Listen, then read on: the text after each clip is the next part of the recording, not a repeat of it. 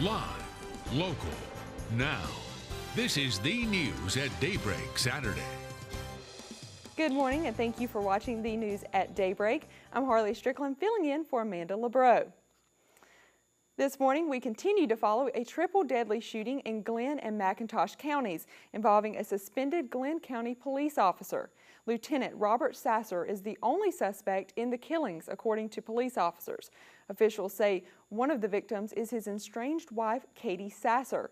Police responded to shots fired on Tomalado Island just after 9 Thursday night. A Georgia Department of Natural Resources official saw a car speed away.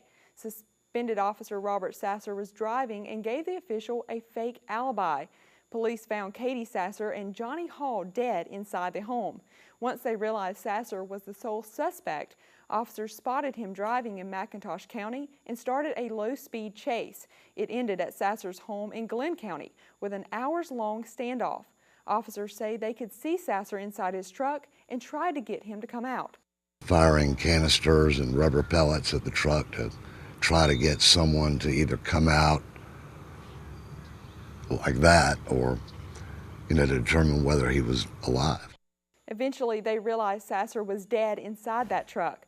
Neighbors say they were concerned when they saw Sasser driving earlier this week because a court bond order banned him from Glenn County. The court order also said he couldn't have a gun, and no one has explained how he had one. We will, get it resolved. All the issues, all the questions will be answered, hopefully. We will continue to work together and, identify all the circumstances that surrounded this incident. We did reach out to the district attorney's office looking for answers. The office sent us a statement saying it's looking into if Sasser violated his bond before Thursday. This isn't the first time Sasser's been in the middle of a controversy. He was involved in 2 controversial officer-involved shootings. One happened during a drug arrest at a gas station in 2005. The second following a low-speed chase in 2010. Sasser and his partner killed Caroline Smalls in June of 2010. Sasser was cleared of any wrongdoing and later promoted to lieutenant. His 2-decade career in law enforcement unraveled in May. Glenn County Police say Sasser forced himself into his estranged wife's home and threatened to kill her. He then turned himself into police on domestic violence charges. 4 days later, while out on bond, he was involved in a standoff with officers and a SWAT team. They arrested and admitted him to a mental health facility for treatment.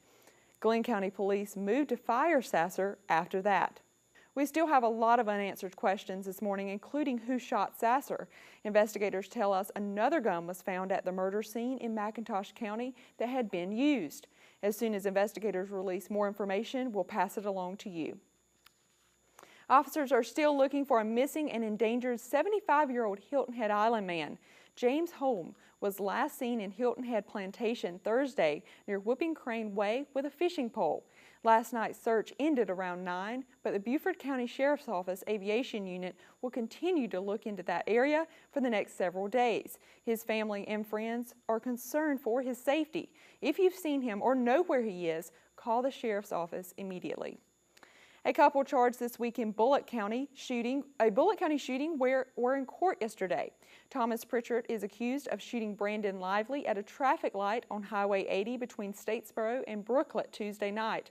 Investigators say Lively pulled up behind Pritchard at the light. Pritchard then shot him and drove away. According to investigators, the 2 men were feuding over a girlfriend, and it came to a head in the road. Well, when you have domestic-related issues, they occur at the oddest times, the oddest locations, because you never know when people are going to get upset with one another and have an encounter with one another. Pritchard is charged with felony murder. Spencer Dutton is the woman involved in the feud, and she's now facing obstruction and hindering apprehension of fugitive charges. South Carolina congressional candidate Katie Arrington is out of the ICU after a wreck last week. A spokesperson for the 47-year-old said in a news release Arrington was making good progress in physical therapy at a Charleston hospital. Arrington's friend, Jacqueline Goff, was driving the car and was also seriously hurt. 69-year-old Helen White was killed in that crash. Lots of drivers are hitting the road this weekend for the 4th of July holiday, but if you're driving in Georgia, you can't use your cell phone behind the wheel starting tomorrow. The new hand-free phone law goes into effect tomorrow. You can't record or watch videos or write, send, or read text messages. Some drivers say removing the distraction will help keep everyone on the road safer. As you get older, you realize how the smallest distraction can cause you to not see something quick enough or whatever. So you tend to be more careful as you do get older, and things like cell phones, I don't know how people tend to look at them and still, stay safe. You are allowed to use talk to text or voice commands. You can use your phone for GPS, but as long as the phone isn't in your hand or supported by any part of your body. Those new rules start tomorrow. The city of Savannah is trying to remove blight by holding an eminent domain hearing about 2 properties. The first, a lot near the intersection of East 58 and De Lesseps. It's slated to be a part of the Community Park project for the Savannah Shines initiative. A house at 226 Cummings Street is listed as a chronically blighted and vacant property, and the city wants to demolish it. Neighborhood leaders in West Savannah say it's welcome. And I'm glad to see something being done, because the struggle, it's a shame how this one street can be as blighted as it is, The eminent domain hearing is scheduled for July 19th at 6 at City Hall. Is your wallet feeling a little lighter after you pay at the pump? In South Carolina, it may be more than just a busy travel weekend. Here's a live look outside from the Dozier Law Riverfront Skycam. Forecaster Ron Wallace is up next with your first alert forecast.